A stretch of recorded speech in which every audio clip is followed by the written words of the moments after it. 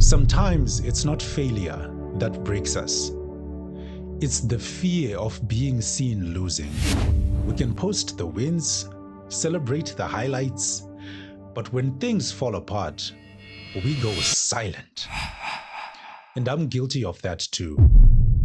I used to think that if I can hide my low points, that would actually make me look bigger. But it didn't.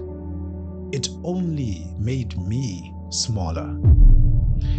But when I decided to show my low points, things slowly began to change. In this episode, I will take you through those experiences that have been building my character. I'm your host, Tinashe Moyo, and this is Stride.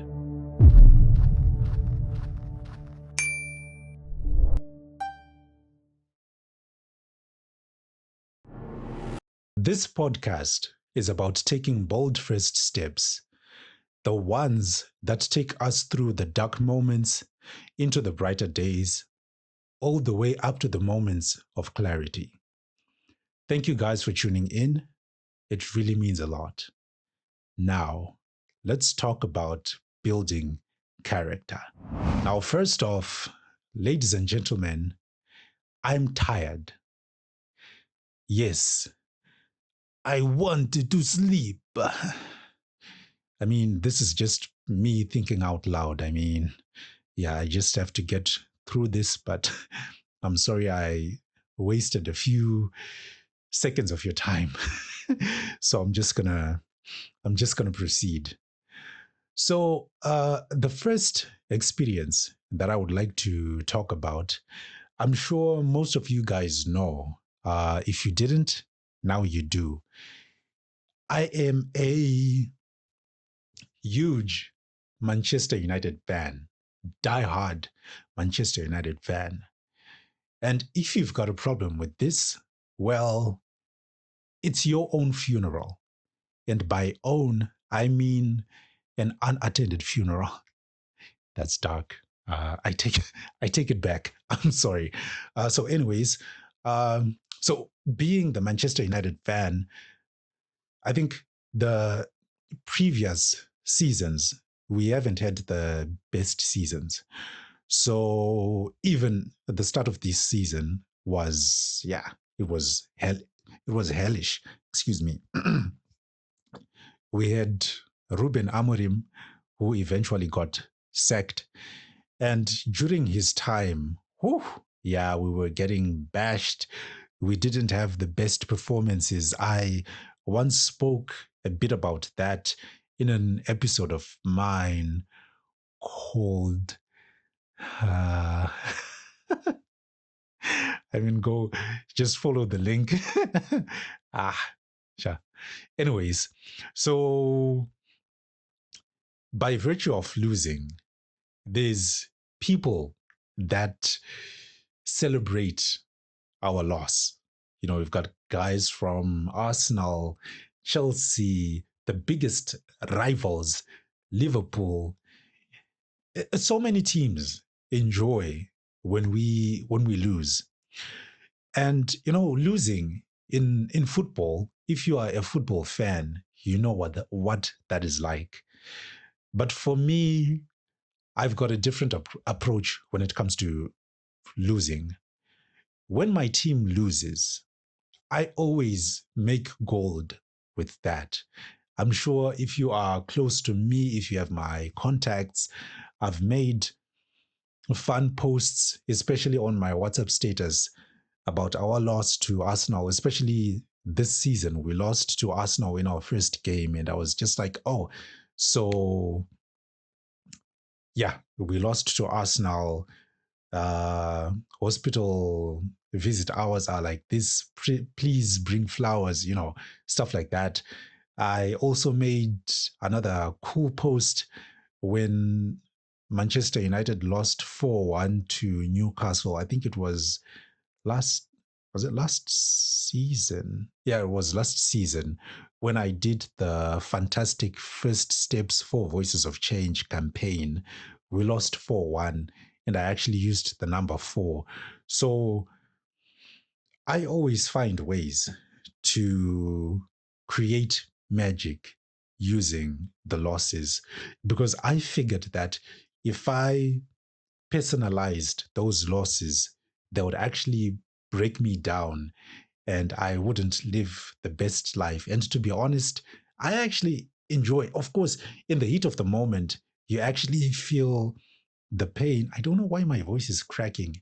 Uh, Anyways, you actually feel the pain when the team loses. But afterwards, I'm just like, huh, it's not like I'm always rooting for my team to lose. No, I love when my team wins. I really love that. But when it loses, I'm just like, huh, okay, cool.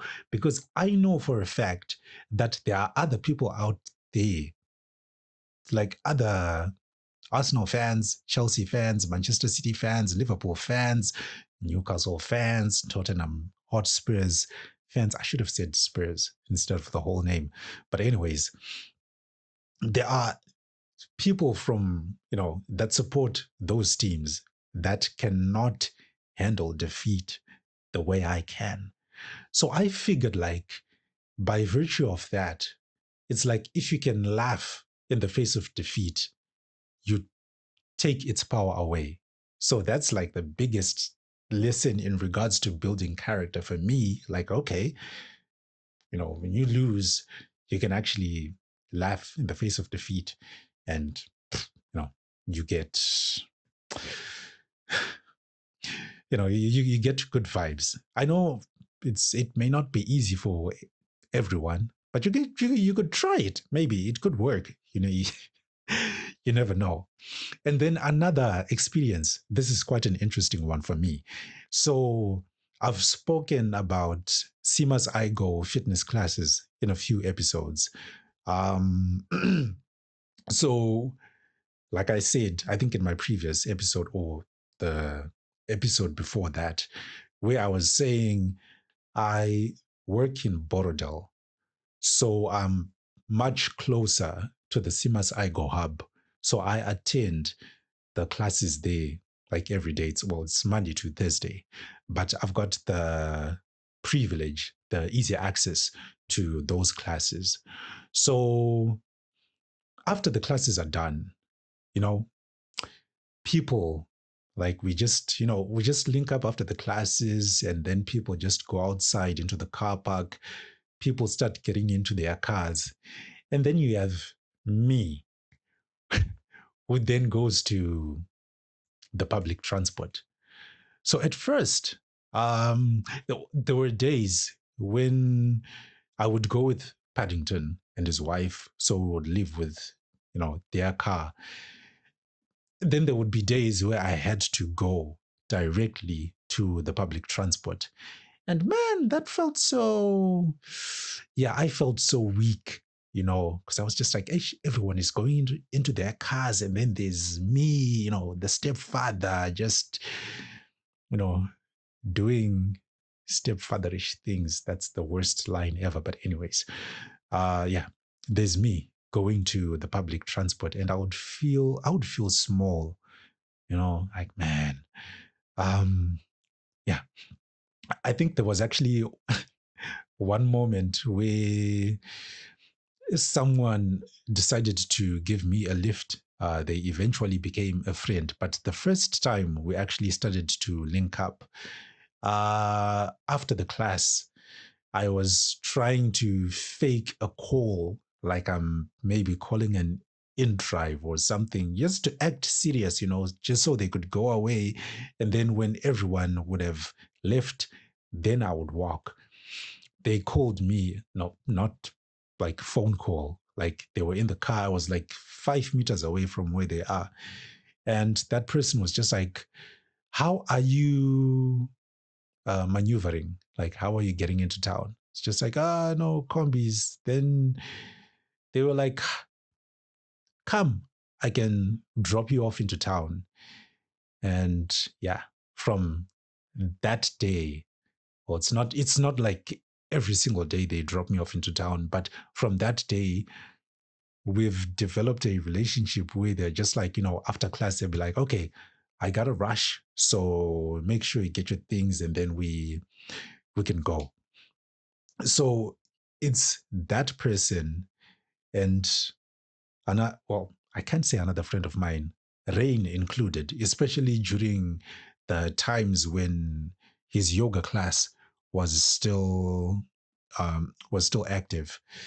He would almost always drop me in town after his class. This all happened because of the fact that I ended up deciding, like, you know what? Let me not be ashamed of walking to, the bus stop to get public transport. If that's where I'm at, I'm going to what's the word again? Okay, yeah. If that's where I'm at, I'm going to make the most of that opportunity.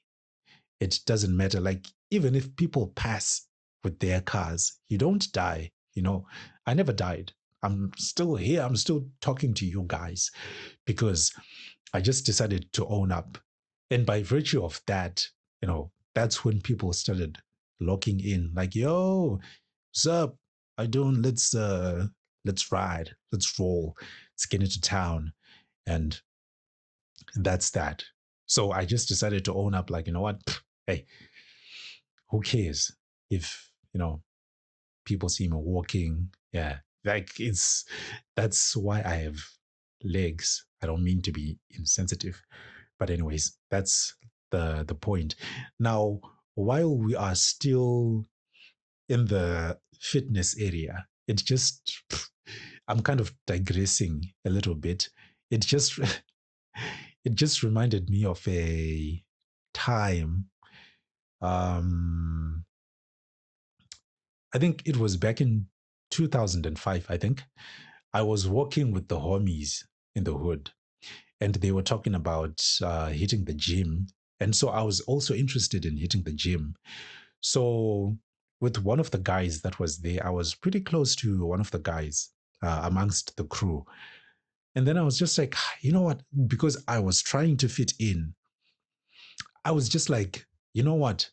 Uh, I can do 20 push ups. And then the guy looks at me, disgusted, like, "This okay, Tate?" And then it's just like, get lost, noodle arms. And then I just walked away like that was the craziest moment of my life. And yeah. So I'm trying to lean into okay, I digressed. I know. I'm sorry.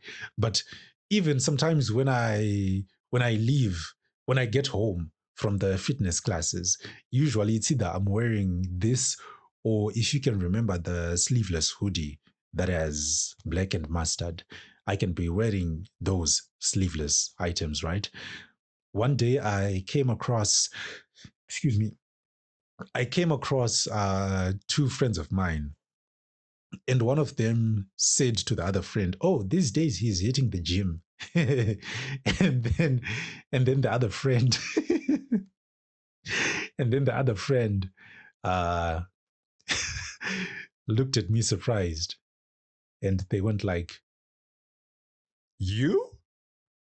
You?" And I'm like, "Who else is here, man?" So to a certain extent, it actually makes you feel horrible. But then I was just like, you know what? At this point, I don't care anymore. Why?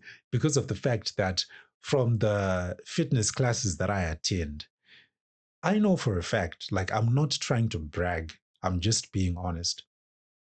I'm not bragging. Yeah. I know for a fact that my endurance levels are much higher than some of the people that can actually laugh at people like me. They can look fit physically, but internally, they might be struggling. So I was just like, you know what? Whether I'm like this, I'm slim, or whatever, I'm just going to do my thing. So that also helps, in in building character. So I enjoy I enjoy moments like those. And another experience, well, this is not my experience per se, but I've got a really good friend of mine. I won't say their name for the sake of privacy. It's a girl, of course. But a few years back, she used to stay in our hood in Southerton. Now she's okay. Why am I even spoiling? Okay, she used to stay in our hood. So they at their house, you know, she came from a family that wasn't well up, and she wasn't confident with their situation.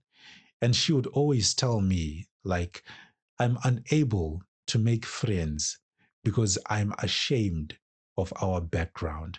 I'm ashamed of how things are at home. And then I just spoke to her and I just said, you know what? That should not stop you from making friends. If people don't want to be your friend because of where you come from, they are not honest people. They will not be good friends. Go out there and try making friends.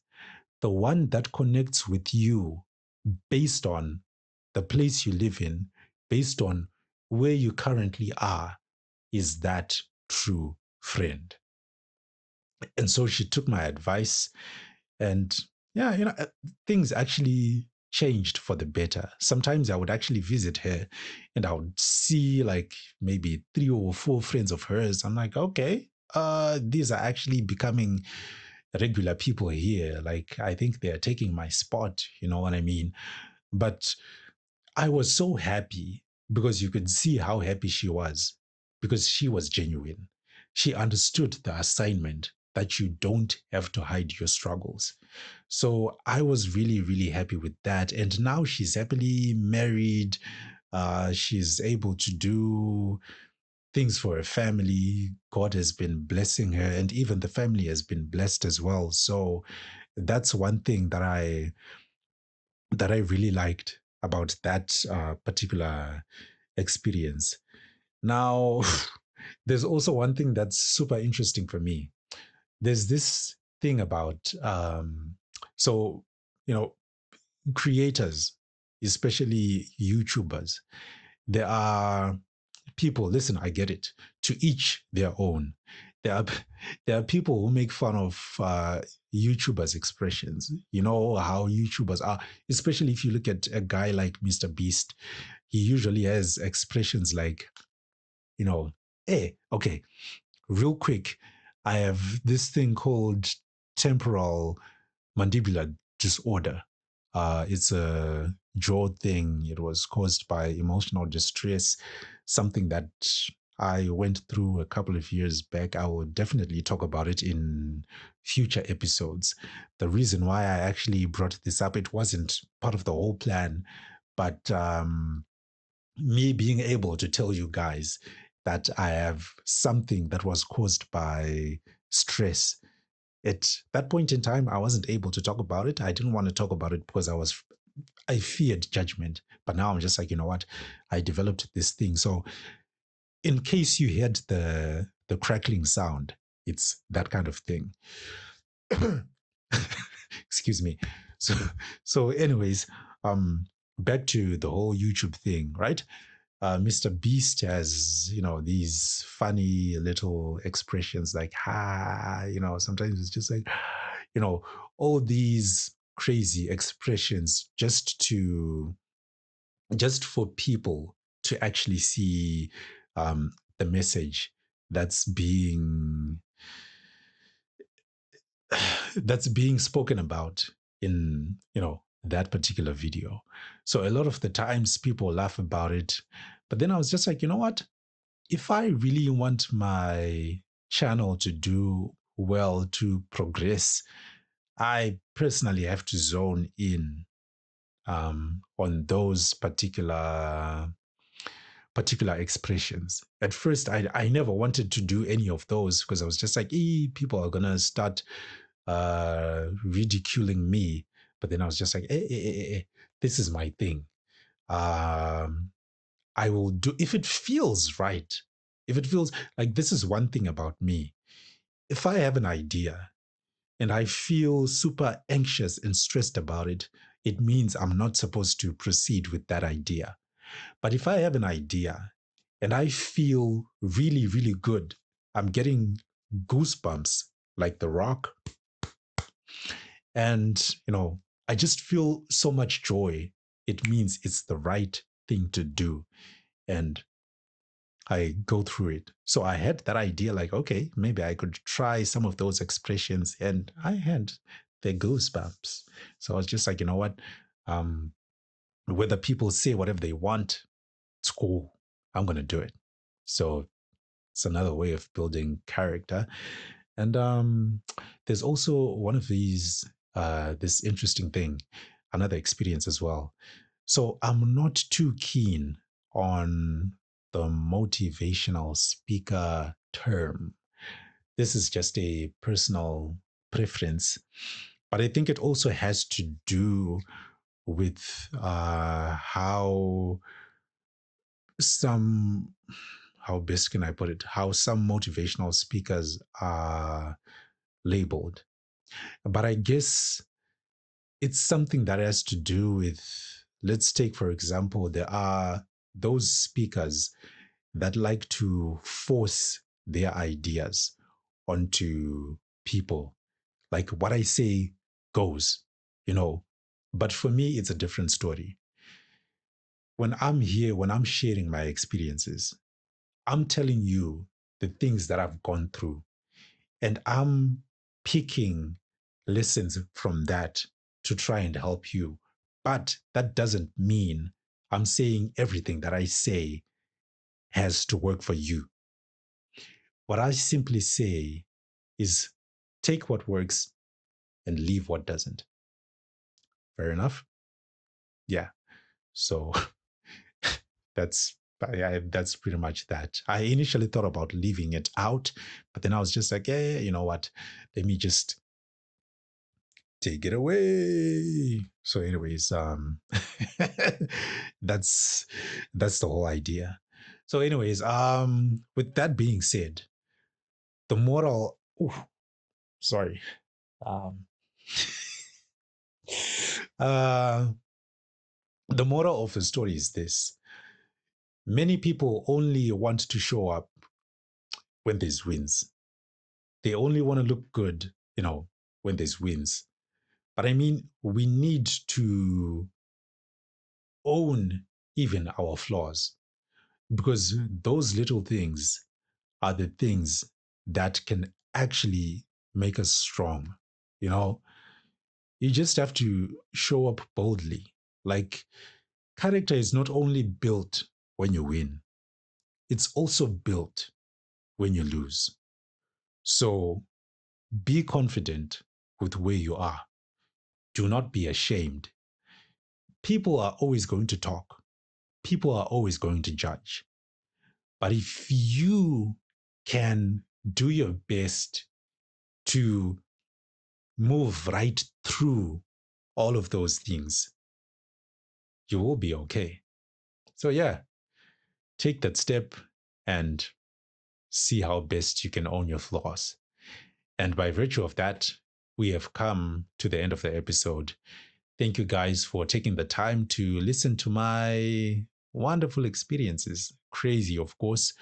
But if you found value and if this episode has helped you, um, make sure you share the link with someone else. If you haven't subscribed, do subscribe, because on this platform, we share relatable stories that help you take the first step towards your goals in life. And also, this was more or less about fear as well. But if you really want to know more about fear, because facing fears also help you build character. If you want to know more about fear, you can watch last week's episode called How to Live with Fear. It dives deeper into the whole thing about how fear cripples us and how we can maneuver around it to gain more confidence and build character. So, thank you guys for watching. And as always, I will see you in the next one. Peace.